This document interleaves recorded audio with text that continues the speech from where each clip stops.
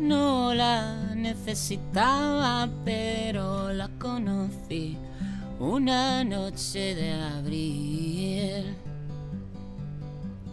Por culpa de la lluvia me quedé sin salir, por eso la descubrí.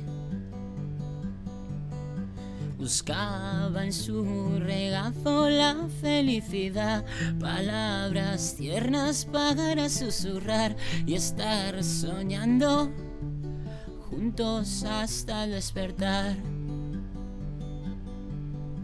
Elisa maravilla con su saber estar, nadie puede escapar. Tiene los ojos verdes, te puede hipnotizar, imposible ignorar. Buscaba en su regazo la felicidad, palabras tiernas para susurrar y estar soñando juntos hasta el despertar. Sueños son y nada más, maldigo mi imaginación. ¿Cómo puede ser verdad que exista algo tan irreal?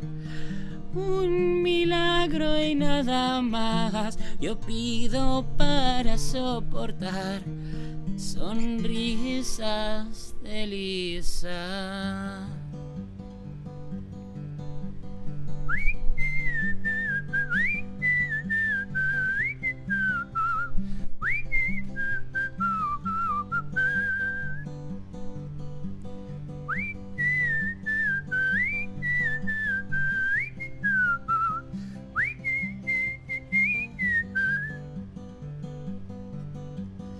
Sueños son y nada más, maldigo mi imaginación.